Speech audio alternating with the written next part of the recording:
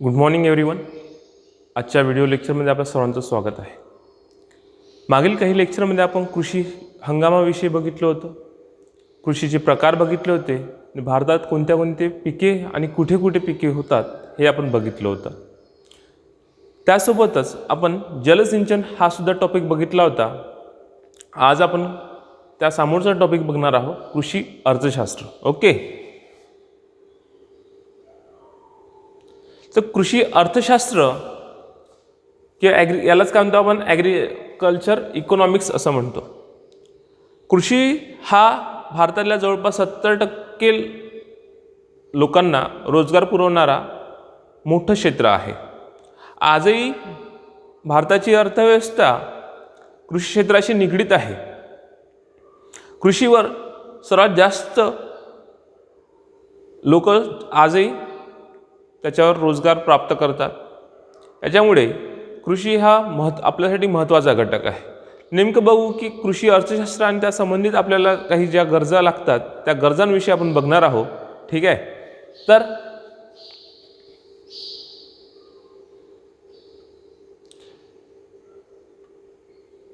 कृषी अर्थशास्त्र.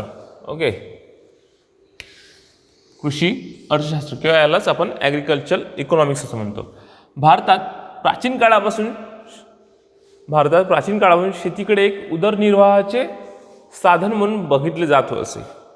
अगदी बरोबर आहे, कारण की भारतात प्राचीन काळापासूनच कृषी संबंधित आपल्या संस्कृत्या उदयास आल्या आहेत. सिंधू संस्कृतीपासून तर आजपर्यंत इथंच बघितलं तर भारत आजही कृषीवर खूप जास्त प्रमाणात निगडीत आहे. मात्र अर्थव्यवस्थेच्या विकासाबरोबर शेतीला व्यवसायाचे स्वरूप प्राप्त होत आहे. ठीक आहे, आजही उदरनिर्वाह साधन आहे, परंतु आज लागणाऱ्या ज्या काही गरजा आहेत त्या गरजा भागवायच्या असेल तर त्याला आपलं व्यापारीकरण करणं महत्त्वाचं आहे. शेतीचं व्यापारीकरण झालं तरच आपण त्याच्यापासून चांगलं उत्पन्न काढू आणि त्या माध्यमातून आपलं कुटुंब विकसित करू. आपल्या कुटुंबाच्या लागणाऱ्या गरजा, आधुनिक काळातल्या लागणाऱ्या गरजा त्या आपण पूर्ण करू शकतो. ठीक आहे, परंपरागत शेतीला व्यापारी शेतीचे स्वरूप प्राप्त होत आहे. अधिक नफा मिळवण्यासाठी अतिरिक्त भांडवल कसे प्राप्त होईल, चांगला भाव मिळवण्यासाठी माल कोणत्या भावाने विकावा, शेतीचे मूल्यमापन कसे करावे, शेतीचे हिशेब कसे ठेवावे, हिशेब ठेवल्यामुळे मिळणारे फायदे इत्यादी बाबी जाणून घेणे महत्त्वाचे ठरते. ठीक आहे, जर आपल्याला शेती संबंधित जर या घटकांकडे लक्ष नाही दिलं तर आपलं शेती जी आहे ते व्यावसायिक शेती होणार नाही. ठीक आहे, तर यासाठी या काही महत्त्वाच्या घटक आहे. काय घटक महत्त्वाचे आहे? अधिक नफा कसा मिळवता येईल, ठीक आहे, अतिरिक्त भांडवल कसे प्राप्त करता येईल, चांगलं त्या शेतात उत्पादित मालाला चांगला भाव कसा मिळेल, मिळवण्यासाठी कोणता माल आपल्या भावाला विकावा लागेल, शेतीचे मूल्यमाप, शेतीतून जे काही पीक निघतात त्याचं मूल्यमापन करावं लागेल, शेतीचे हिशेब ठेवावा लागेल, म्हणजे आपल्याला लागणारा कीटकनाशकाला लागणारा खर्च आहे, खताला लागणारा खर्च आहे, बियाणाला लागणारा खर्च आहे, त्यासोबत जलसिंचनासाठी लागणारा खर्च आहे, सोबत आपण जर मजूर वगैरे ठेवू त्या मजुरांना लागणारा खर्च आहे. सगळे हिशोब आपल्याला ठेवावा लागेल. त्याच्यातून आपल्याला काय समजेल की आपल्या वरच्या शेवटी आपल्याला राहिलं काय आणि आपल्याकडे गेले किती आणि आपल्याकडे राहिले किती याचं गोडाबेरीज जे आहे ते आपल्याला हिशोब ठेवल्यानंतरच मिळेल. तर अशा महत्त्वाच्या गोष्टीचा समावेश जो आहे, या सर्व गोष्टीचा समावेश आपल्या कृषी अर्थशास्त्रामध्ये केला जातो. ठीक आहे, कृषी अर्थशास्त्रामध्ये या सर्व गोष्टीचा अभ्यास केला जातो किंवा समावेश केला जातो. ठीक आहे, कृषी अर्थशास्त्राविषयी प्राध्यापक टेलर म्हणून एक वैज्ञानिक आहे, ज्यांनी याचा अभ्यास चांगल्या पद्धतीने केलेला आहे. त्यांनी एक सर्वसाधारण व्याख्या दिलेली आहे. त्यांचं असं म्हणणं आहे की एकंदरीत समाजाच्या हितसंबंधाशी सुसंगत राहून स्वतःसाठी सर्वाधिक निव्वळ नफा मिळवण्यासाठी शेतकऱ्याने काय पिकवावे, कसे पिकवावे, किती पिकवावे आणि कसे विकावे या प्रश्नांच्या सोडवणुकीसाठी वापरलेली तत्त्वे म्हणजे कृषी अर्थशास्त्र होय. अगदी व्याख्या जर बघितली तर असं वाटतं की ह्या संबंधित प्रत्येक जो शेतकरी आहे या सगळ्या गोष्टी संबंधित आहे. काय एकंदरीत समाजाच्या हितसंबंधाची सुसंगत राहून, समाजाच्या हितसंबंधाशी सुसंगत राहून स्वतःसाठी सर्वाधिक निव्वळ नफा म्हणजे कोणत्या पिकातून आपल्याला जास्तीत जास्त नफा मिळू शकतो, मिळवण्यासाठी शेतकऱ्याला काय पिकवावे लागेल, ठीक आहे. ते आपण म्हणतो ना पिकलंच नाही तर विकायचा तर प्रश्नच येणार नाही, ठीक आहे. बाजारात जे विकलं जातं ते शेतकऱ्यांनी पिकवावं, म्हणजे काय होईल, त्याला जास्तीत जास्त नफा मिळवता येईल, ठीक आहे. तर सर्वाधिक निव्वळ नफा मिळवण्यासाठी शेतकऱ्यांनी काय पिकवावे हे त्या शेतकऱ्यांनी ठरवावे. कसे पिकवावे, आता लागणारा खताचा वापर कसा करावा, त्याला लागणारा कीटकनाशकाचा वापर करावा, मजुरांना गरज आहे की नाही, यांत्रिकीकरण गरज आहे की नाही, अवजारं गरज आहे की नाही, हे कोण ठरवणार, तो शेतकरी ठरवणार. कसे पिकवावे, किती विकावे, आता आपल्या कुटुंबाची गरज भागून विकायचं की संपूर्ण विकायचं, ठीक आहे, हेच कोण ठरवेल, तो प्रत्यक्ष शेतकरी ठरवेल. कसे विकावे, त्याला आता अनेक प्लॅटफॉर्म उपलब्ध आहे, म्हणजे छोटे छोटे प्राथमिक बाजार असेल तर मोठ्या मंड्या असेल, ऑनलाईनसुद्धा स्टोअर आहे, अमेझॉन आहे, फ्लिपकार्ट आहे, यासुद्धा प्लॅटफॉर्मवर आपल्याला काय करता येईल, आपला माल विकता येईल, ठीक आहे. या प्रश्नांच्या सोडवणुकीसाठी वापरलेली तत्व म्हणजे काय होते, कृषी अर्थशास्त्र ही प्राध्यापक टेलर यांनी केलेली एक सुसंगत अशी व्याख्या आहे, जे सर्व शेतकऱ्यांना, सर्व शेतीला लागू होऊ शकते. ओके. या कृषी अर्थशास्त्रातील अंतर्भूत घटक पुढील प्रमाणे आहे. एक आहे कृषी उत्पादनाचे अर्थशास्त्र, नेमकं कशा पद्धतीचे उत्पादन करायचे आहे ते कृषी उत्पादनाचे अर्थशास्त्राविषयी आहे. कृषी विकासाचे अर्थशास्त्र, ठीक आहे. त्यानंतर कृषी वितरणाचे अर्थशास्त्र, त्यानंतर कृषी मूल्याचे अर्थशास्त्र, कृषी नियोजन व अर्थप्रबंध, ठीक आहे. ह्या सगळ्या काही गोष्टी ज्या आहेत त्या कृषी अर्थशास्त्राशी संबंधित आहे. पहिलं आहे कृषी उत्पादनाचे अर्थशास्त्र, जे आपण बघणार आहोत. कृषी विकासाचे अर्थशास्त्र, वितरण म्हणजे ट्रान्सपोर्ट, दळणवळण आलं, ठीक आहे. त्यानंतर कृषी मूल्याचे अर्थशास्त्र आणि कृषी नियोजन व अर्थप्रबंधन. ओके, ठीक आहे. तर हे काही घटक आहे महत्त्वाचे कृषी अर्थशास्त्रामध्ये. त्यातलं पहिलं बघू आपण कृषी उत्पादनाचे अर्थशास्त्र म्हणजे नेमकं काय होते तर, ठीक आहे. कृषी उत्पादनाचे अर्थशास्त्र म्हणजे काय आपण बघणार आहोत. कृषी उत्पादनासाठी भूमी, श्रम, भांडवल आणि उद्योजकता काय लागेल आपल्याला. कृषी उत्पादनासाठी किंवा कोणतंही उत्पादन घेण्यासाठी हे 4 घटक महत्त्वाचे आहेत. आपण अर्थशास्त्रामध्ये सुद्धा हे बेसिक घटक बघितले होते. भूमी, श्रम, भांडवल आणि उद्योजकता व संयोजन,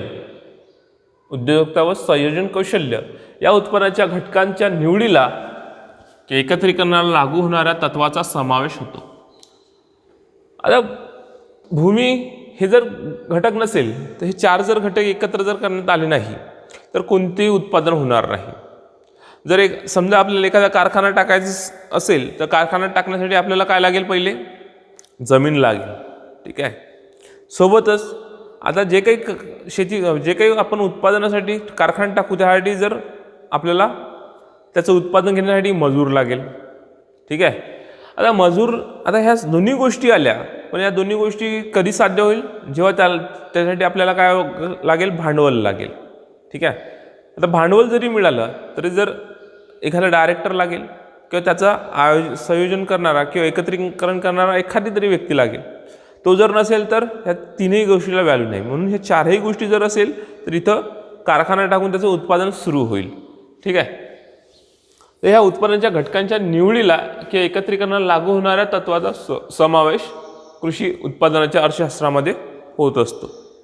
त्यातलं सूक्ष्म व स्थूल चित्र म्हणजे काय, ओके, हे ठीक आहे. हे स्तर हा शब्द आहे इथं, ओके. सूक्ष्म व स्थूल स्तर उपलब्ध संसाधनाचा पर्याप्त वापर करून महत्तम उत्पादन मिळवणे, ठीक आहे. उपलब्ध संसाधनांचा काय पर्याप्त वापर करून महत्तम जास्तीत जास्त उत्पादन मिळवणे हे कोणत्याही उत्पादनाच्या निर्णय प्रक्रियेतील मूलभूत प्रश्न असतात, ठीक आहे. आपण जो काही एखादं उत्पादन घेणार आहोत जो काही रॉ मटेरियल घेणार त्या रॉ मटेरियलपासून जास्तीत जास्त कसं उत्पादन काढता येईल यासाठी प्रत्येक उत्पादक काय प्रयत्न करेल.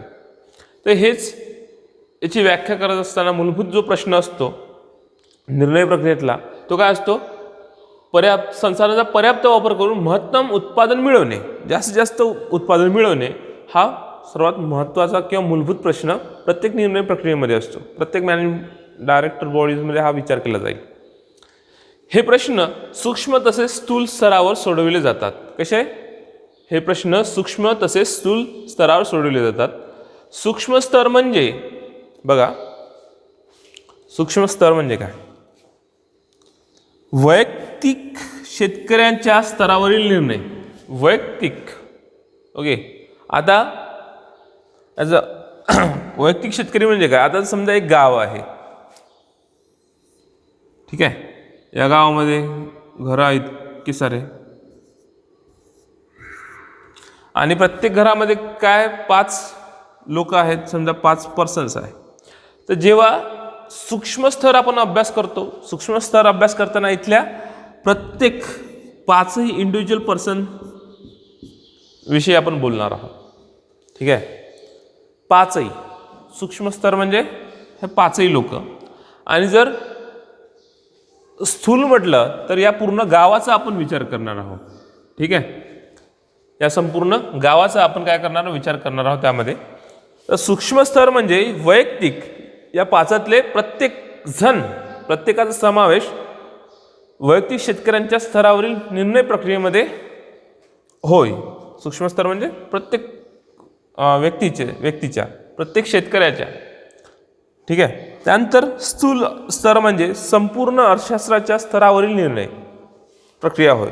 आता एक उदाहरण दाखल, अख्खा गावाविषयी जर प्रत्येक गावातले सगळेजण एकत्र येऊन समूहाच्या माध्यमातून जर निर्णय प्रक्रिया होत असेल तर त्याला स्थूल अर्थशास्त्र असं म्हणता येईल, ठीक आहे. इथे वैयक्तिक आहे का? नाही. इथे एकूण सर्व सोसायटी, पूर्ण समाज येईल.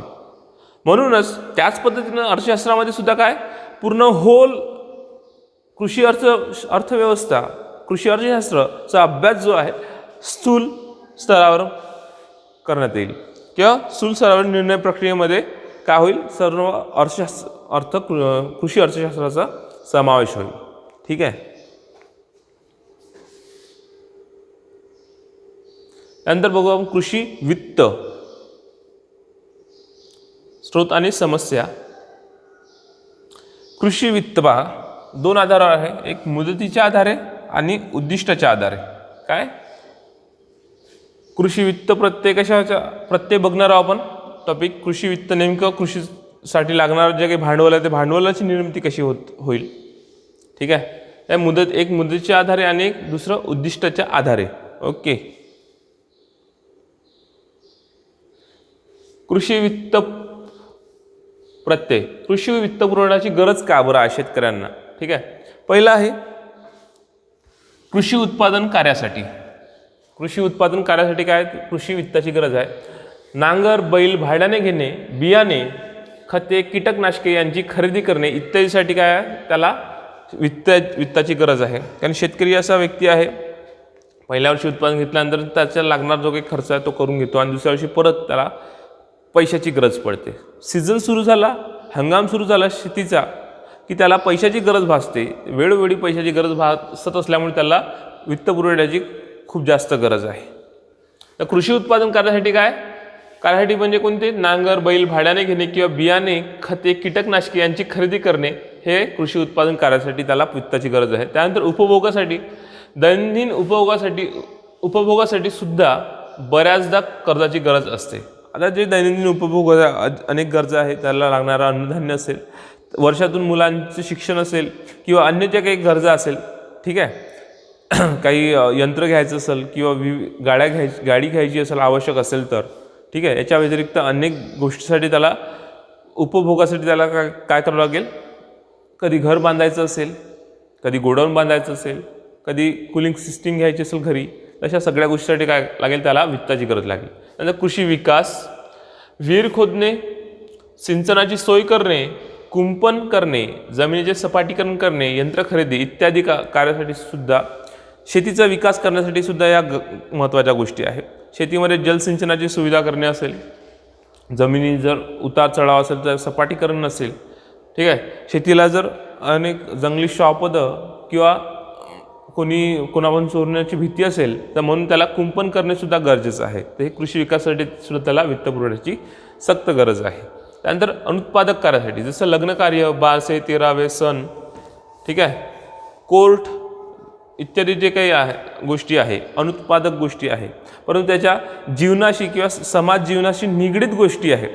जर तो समाजात राहत असेल, त्या समाजामध्ये घडणाऱ्या या सगळ्या गोष्टीसाठी त्याला खर्च करावा लागतो, ठीक आहे. अशा या अनुत्पादक कार्यासाठी सुद्धा त्याला वित्तपुरवठ्याची गरज असते. त्यानंतर आकस्मिक कारणासाठी कर्ज जे आहे ते नैसर्गिक आपत्ती, मान्सून वेळेवर न येणे, खंड पडणे, लवकर परत फिरणे, तसेच टोळधाड, रोग, किडीचा प्रादुर्भाव, गारपीट इत्यादी गोष्टीसाठी त्याला आकस्मिक वित्तपुरवठ्याची गरज आहे. आता अनेकदा आपण बघतो की या सगळ्या आकस्मिक घडणाऱ्या गोष्टी आहेत. जसं यावर्षी मोठ्या प्रमाणात मान्सून आहे, त्याच्यामुळे अनेकदा अनेक भागामधल्या लोकांच्या सोयाबीनलाच दाणे आले नाही, शेंगा आल्या नाही, त्याच्यामुळे हे नैसर्गिक आपत्ती त्यांच्यावर ओढवलेली आहे. त्यानंतर मान्सून आता वेळेवर आला आहे, पण अशा टप्प्याने आला का सोयाबीन भरमसाठ वाढलेला आहे, इतक्या मोठ्या प्रमाणात वाढलेला आहे, जर उभं झालं दिसणार नाही इतकं, आणि त्याला इतक्या मोठं असून सुद्धा त्याला शेंगा बिलकुल लागलेला नाही. कधी कधी काय होतं की दुष्काळ पडतो, पाऊस मान्सून वेळेवर येत नाही, त्याच्यामुळे सुरुवातीचा जो हंगाम आहे तो निघून जातो आणि त्याच्यामुळे त्याला नुकसान झेलावं लागतं. लवकर परत फिरणे, कधी कधी लवकरच चालला जातो आणि त्याच्यामुळे बाकीची शेती आहे त्याला पाणी उपलब्ध होत नाही.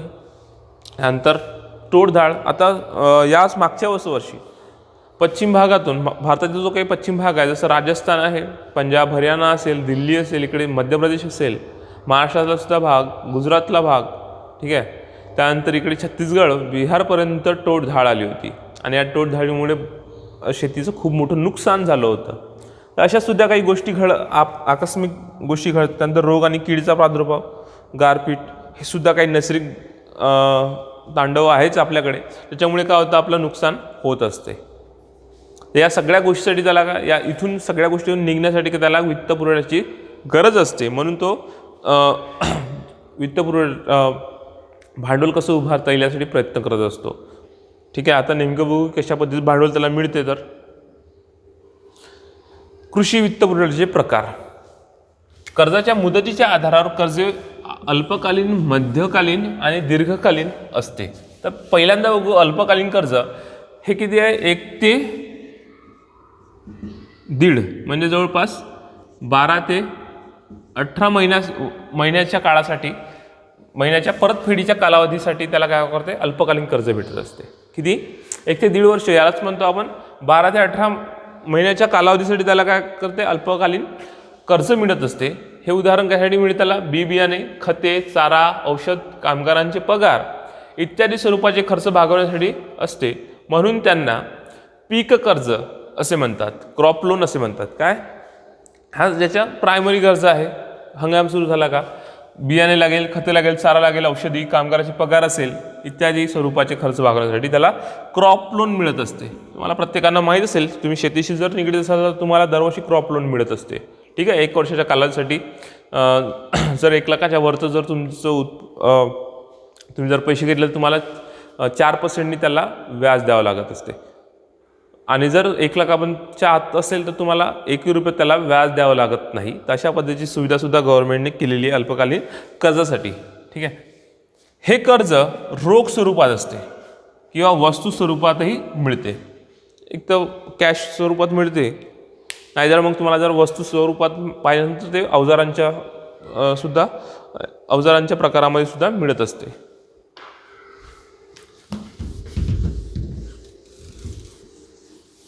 असं हे अल्पकालीन कर्ज आहे. त्यानंतर मध्यमकालीन कर्ज बघू आपण.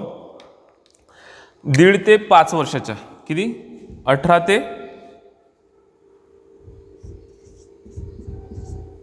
60 महिन्याच्या, 1.5 ते 5 वर्ष किंवा 18 ते 60 महिन्याच्या परतफेडीच्या कालावधीसाठी मिळते. इतक्या दिवसामध्ये तुम्हाला ते परत करावं लागतं, असं मध्यमकालीन कर्ज असते.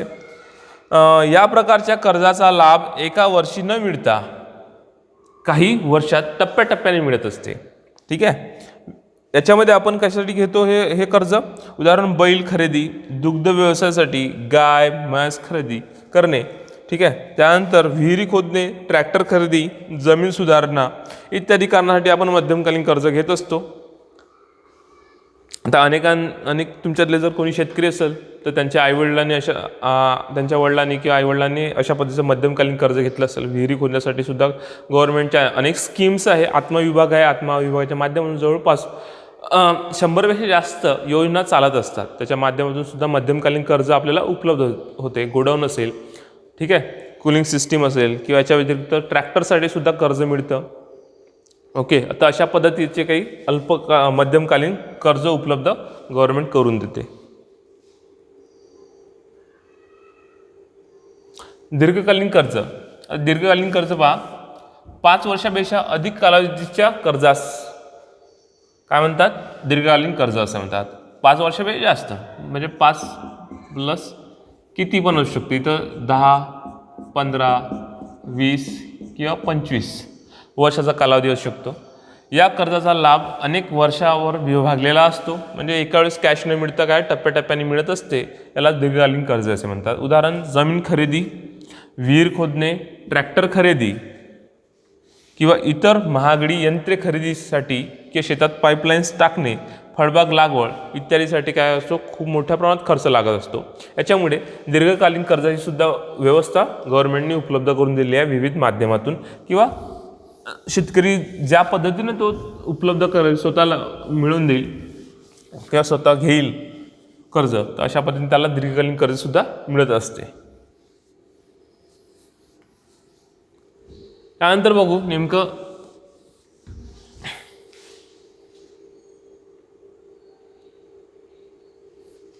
आता आपण मुदतीच्या आधारावर मुदत आहे, कालावधी, या कालावधीच्या आधारावर आपण कर्ज बघितले आहे. आता आपण उद्दिष्टाच्या आधारावर कर्ज उत्पादन किंवा अनुत्पादक कर्ज कशी मिळते ते पाहू. कृषी वित्ताचे स्रोत कोणते आहे? खाजगी किंवा गैरसंस्थात्मक. ठीक आहे. खाजगी किंवा गैरसंस्थात्मक स्वरूपात किंवा संस्थात्मक.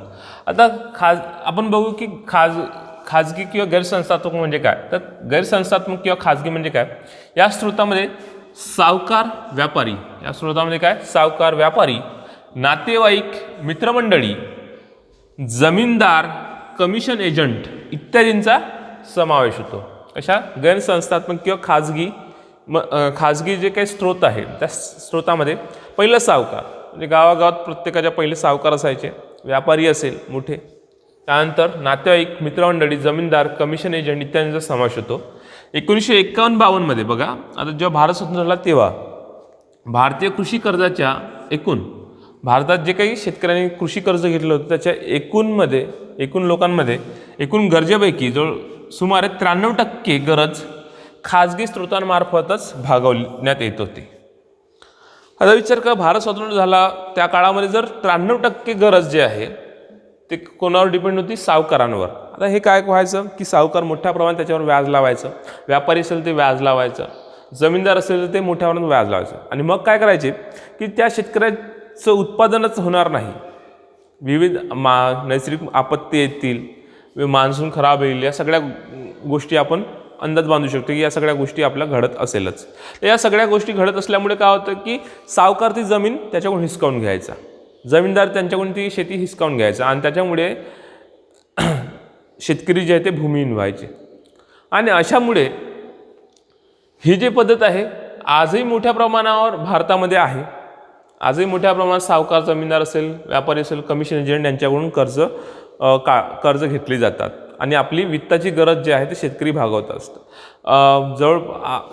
जर सरकारी व्यवस्था असेल, सरकारी व्यवस्थेमध्ये आपल्याला खूप कमी व्याजावर आपल्याला पैसा मिळत असतो.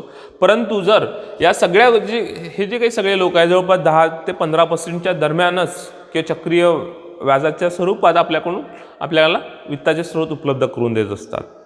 ठीक आहे. यानंतर संस्थात्मक स्रोत. या स्रोतामध्ये व्यापारी बँक, सहकारी बँका, भूविकास बँका, प्रादेशिक बँका, सरकारी बँका, ठीक आहे, यांचा समावेश होतो. संस्थात्मक म्हणजे सरकारी पातळीवर जे आहे, व्यापारी बँक, सहकारी बँका, ठीक आहे, मध्यवर्ती कोऑपरेटिव्ह बँक्स असेल, प्रत्येक जिल्ह्यामध्ये असतात त्या पद्धतीचा. त्यानंतर भूविकास बँका, ठीक आहे, त्यानंतर प्रादेशिक विकास बँका, त्यानंतर सरकारी बँका, ज्या काही गव्हर्नमेंट बँक्स आहे यांचा समावेश जो आहे तो संस्थात्मक स्रोतामध्ये होतो. खाजगी स्रोत शोषणमुक्त असल्याने, खाजगी स्रोत कसे आहे, शोषणयुक्त असल्याने संस्थात्मक विचार करण्याची गरज निर्माण झालेली आहे. ऑब्विसली, कारण सर्वात जास्त शेतकऱ्यांना मोठ्या प्रमाणात, जर खाजगी स्वरूपात असेल तर यांना मोठ्या प्रमाणात व्याज भरावं लागत होतं. याच्यामुळे शेतकऱ्यांचं नुकसान व्हायचं, त्यांचं बियाणं उपलब्ध झालं तरी ते पूर्ण सावकाराला द्यावं लागत होतं आणि वर्षानुवर्ष त्याला कर्जाच्या खाईमध्येच आपलं आयुष्य काढावं लागत होतं. याच्यामुळे मग शेतकरी आत्महत्यासारखे प्रश्न जे आहेत ते निर्माण झाले होते. आणि हे प्रश्न संपवण्याचे जर असेल तर आपल्याला संस्थात्मक वित्तपुरवठ्याची गरज आहे. ते शोषण मुक्त आहे, म्हणून अशा पद्धतीचं संस्थात्मक स्वरूप आता सुरू करण्यात आलेलं आहे. आता मोठ्या प्रमाणात दरवर्षी शेतकऱ्यांसाठी क्रॉप लोन उपलब्ध करून दिले जातात. सोबत मध्यमकालीन आणि दीर्घकालीन सुद्धा वित्तपुरवठ्याची गरज जी आहे ते पुरवली जाते. यामुळे संस्थात्मक वित्तपुरवठ्याचा बहुसंस्थात्मक दृष्टिकोन, मल्टी एजन्सी ॲप्रोच स्वीकारण्यात आलेला आहे. कोणी सरकारी सरकारी जे काही व्यवस्था आहे त्या सरकारी व्यवस्थाच्या माध्यमातून शेतकऱ्यांचं शोषण होऊ नये, शेतकऱ्यांना कमी व्याजावर काय त्यांना वित्तपुरवठा व्हावा, भांडवल उपलब्ध व्हावं, यासाठी यांचा जो ॲप्रोच आहे तो बहुसंस्थात्मक दृष्टिकोन आहे किंवा मल्टी एजन्सी ॲप्रोच स्वीकारण्यात आलेला आहे. म्हणजे अनेक एजन्सीच्या माध्यमातून काय आहे त्यांना कर्ज पुरवठा करण्यात यावा. याची शिफारस सर्वप्रथम अखिल भारतीय ग्रामीण पतपाहणी समिती, अखिल भारतीय ग्रामीण पतपाहणी समिती, ज्याचे अध्यक्ष कोण होते, श्री व्यंकटयप्पा. जो अहवाल होता तो 1969ला त्यांनी प्रस्तुत केला आणि याच्या माध्यमातून शिफारस केली की मल्टी एजन्सीच्या ॲप्रोचच्या माध्यमातून काय करू, त्यांना वित्तपुरवठ्याची गरज उपलब्ध करून देण्यात यावी, अशी शिफारस या समितीने सरकारला केली. ठीक आहे. सर्व भारतीय व्यापारी बँकांवर अग्रक्रम क्षेत्रात, आता याच्यामुळे काय झालं बघा की ज्या काही सर्व भारतीय बँका आहेत त्यांना अग्रक्रम क्षेत्रासाठी, याला अग्रक्रम क्षेत्रामध्ये कृषी, मत्स्य, दुग्ध व्यवसाय, कुक्कुटपालन, ठीक आहे, शेतीशी संबंधित जे काही कच्च्या मालाशी संबंधित जे काही क्षेत्र आहेत त्या क्षेत्रांचा समावेश आहे अग्रक्रम क्षेत्रामध्ये करण्यात आलेला आहे. याच्या व्यतिरिक्त शिक्षण असेल, लघु उद्योग, सूक्ष्म उद्योग, लघु उद्योग, मध्यम उद्योग असेल, यांचा सुद्धा समावेश अग्रक्रम क्षेत्रामध्ये करण्यात आलेला आहे. ठीक आहे. यांच्यावर अग्रक्रम क्षेत्राला कर्जपुरवठ्याचे बंधन जे आहे ते 40% करण्यात आलेलं आहे. सर्व भारतीय व्यापारी बँकांवर, म्हणजे भूविकास बँका, सगळ्याच बँका असेल त्यांना 40% करण्यात आले आहे. त्यापैकी 18% कर्ज पुरवठा कृषी क्षेत्राला करावा असे उपलक्ष्य त्यांच्यावर ठेवलेले आहे. बघा काय होतं की कृषी क्षेत्र असं आहे त्याच्यामध्ये सुरुवातीला असं वाटलं की मोठ्या प्रमाणात भांडवल येईल, परंतु ज्या पद्धतीनं त्याच्यामध्ये गुंतवणूक पाहिली होती ती गुंतवणूक त्या प्रमाणात होऊ शकली नाही. त्याच्यामुळे मग जे काही आहे या समिती जी आहे, जे अध्यक्ष होत्या श्री व्यंकटयप्पा यांच्या अध्यक्षतेखाली जे काही समिती स्थापन केली यांनी शिफारस केली होती की भारतीय अग्रक्रम क्षेत्राला जवळपास 40% लक्ष देण्यात यावं, कर्जपुरवठ्याचे बंधन टाकण्यात यावं आणि याच्यामध्ये मग नंतर जवळपास 18% जे काही टक्के पुरवठा जो आहे कर्जाचा तो कोणाला व्हावा, फक्त कृषी क्षेत्राला व्हावं. बाकी सगळं जे आहे ते सूक्ष्म, लघु, त्यानंतर मासेमारी असेल, कुक्कुटपालन, दुग्ध व्यवसाय यासारखे अनेक जे छोटे सूक्ष्म उद्योग आहेत जे स्थानिक स्तरावर आहेत त्यांना बाकीचं 22% कर्ज उपलब्ध करून द्यावं असं बंधन जे आहे ते भारतीय सरकारने या बँकांवर टाकलेलं आहे. ठीक आहे.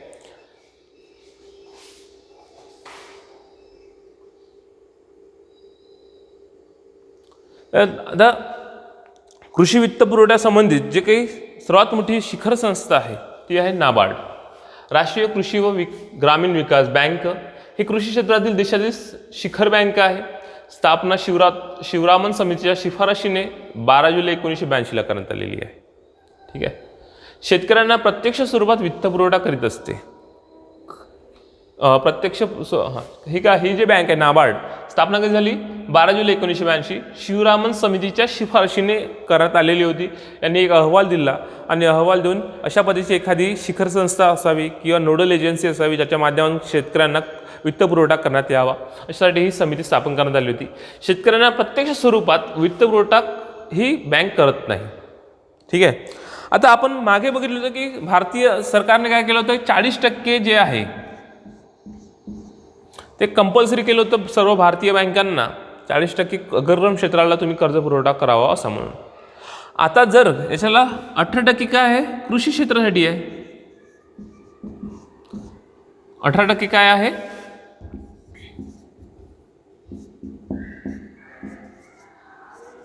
कृषी क्षेत्रासंबंधित आहे. जर कृषी क्षेत्राला 18% जर कर्ज पुरवठा कोणती बँक करू शकली नाही, तर बाकीचा जो काही पैसा असेल, त्यांचं जे काही एक ॲन्युअल बजेट असेल, ॲन्युअल बजेटमधला बाकीचा जो पैसा आहे ते काय कोणाला देतात, नाबार्डला हस्तांतरित करतात. नाबार्डला हस्तांतरित करत असते आणि नाबार्ड मग हा जो पैसा आहे विविध बँकांना डिस्ट्रीब्यूट करत असते. त्याच्या माध्यमातून काय होईल की यासाठी लागणारा जो काही अलॉट केलेल्या बजेटमध्ये पैसा तो त्यांच्यापर्यंत पोहोचावा, वित्तपुरवठा व्हावा, फायनान्स त्यांचं व्हावं, भांडवल त्यांना शेतकऱ्यांना उपलब्ध व्हावं, हा सगळा जो प्रयत्न आहे तो नाबार्ड करत असते. नाबार्डच्या देखरेखीखाली ही सगळी व्यवस्था चालत असते वित्तपुरवठ्याची. ओके. त्यानंतर वार्षिक पतपुरवठा योजना भारतीय रिझर्व्ह बँकेने 1994-95 पासून आता वार्षिक वित्तपुरवठा योजना जे दरवर्षाला आपल्याला काय होतं वित्तपुरवठा केला जातो तो बघा. RBIने जे आहे ते 1994-95 पासून ही स्कीम लॉन्च केली. पासून सेवा क्षेत्र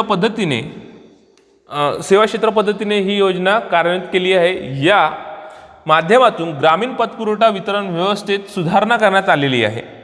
प्रत्येक जिल्ह्यासाठी पतपुरवठा वितरणाचे लक्ष जिल्ह्याच्या अग्रणी बँकांकडून विविध शासकीय विभागांशी सल्लामसलत करून निश्चित करण्यात येते. आता त्या जिल्ह्यात आता ही जी व्यवस्था आहे त्या जिल्ह्याच्या स्तरावर आहे आणि जिल्ह्याच्या स्तरावर काय आहे मग जे अग्रणी बँका आहे जिल्हा स्तरावर, या अग्रणी बँका आणि तिथल्या शासकीय जो काही विभाग आहे शासकीय विभागाच्या माध्यमातून काय केला जातो तो पैसा डिस्ट्रीब्यूट केला जातो असतो. ठीक आहे. अशा पद्धतीनं नंतर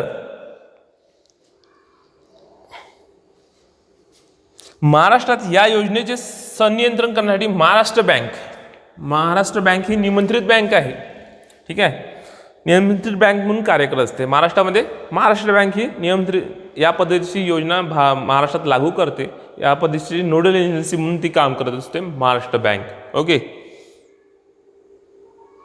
त्यानंतर किसान क्रेडिट कार्ड काय किसान KCC सध्या मोठ्या प्रमाणात याच्याविषयी चर्चा सुरू आहे, कारण की अनेक शेतकऱ्यांना किसान क्रेडिट कार्ड मिळत नाही याच्याविषयी चर्चा सुरू आहे. ही योजना शेतकऱ्यांना कृषी अदाने विकत घेण्यासाठी व आपल्याला लागवडी संबंधीच्या वित्तीय गरजा वेळेवर आवश्यक प्रमाणात भागविता याव्या यासाठी किसान क्रेडिट कार्ड आहे. आता अदाने हा शब्द आहे. अदाने म्हणजे काय, त्याच्यामध्ये अवजारे, बियाणे, खते, कीटकनाशक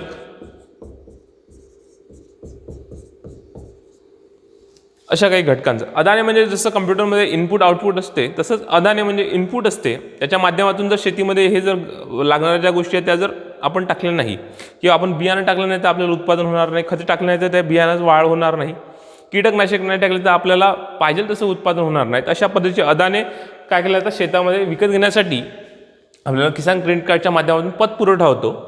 आणि आपल्याला लागवडी संबंधीच्या वित्तीय ज्या काही गरजा वेळेवर टप्प्याटप्प्याने, कारण की आपल्याला आता बियाणं लागेल, खतं लागेल, नंतर परत कीटकनाशक लागेल, परत खतं लागतील, परत पाण्याची सुविधा लागेल, या सगळ्या गोष्टीसाठी आपल्याला खर्च करावा लागेल, मजूर लागतील. तर यांना वेळेवर त्यांचं बिल पे करण्यासाठी आपल्याला प्रत्येक वेळेस पैशाची गरज लागेल. तर किसान क्रेडिट कार्डच्या माध्यमातून टप्प्याटप्प्याने काय होतं आपल्याला पैसा उपलब्ध होतो. आवश्यक प्रमाणात भागवण्यात यावा यासाठी ही योजना होती. ऑगस्ट 1998 मध्ये किसान क्रेडिट कार्ड योजना भारतात लागू करण्यात आली. ठीक आहे. या योजनेअंतर्गत शेतकऱ्यास उपभोग कर्ज तसेच गुंतवणूक कर्ज प्राप्त होतात. यासाठी काय उपभोग कर्ज तसेच गुंतवणूक कर्ज प्राप्त होत असते. हे कार्ड म्हणजे रोखपत कॅश क्रेडिट पद्धतीने कर्ज देण्याची पद्धत आहे. ठीक आहे, कशा स्वरूपात आहे? रोख स्वरूपात, कॅश क्रेडिट. जसं बँकांमध्ये क्रेडिट कार्ड आहे, डेबिट कार्ड आहे, तसं क्रेडिट कार्ड आहे एक प्रकारचं, ज्याच्या माध्यमातून टप्प्याटप्प्याने आपल्याला पैसा काढता येतो बँकेतून किंवा उपलब्ध होऊ शकते. अशा पद्धतीनं कृषी अर्थशास्त्र हा टॉपिक आपण इथं बघितलेला आहे. यातल्या जसं अनेक गोष्टी आहे तुम्हाला समजल्या असतील, त्या महत्त्वाच्या गोष्टी त्या तुम्ही व्यवस्थित करावा, ज्याच्यामुळे तुम्हाला जास्तीत जास्त स्पर्धा परीक्षांमध्ये स्कोर करता येईल. ठीक आहे, याच्याविषयी जर तुम्हाला काही प्रश्न असतील तर प्लीज कॉमेंटमध्ये लिहा. ठीक आहे, ओके, धन्यवाद, थँक्यू.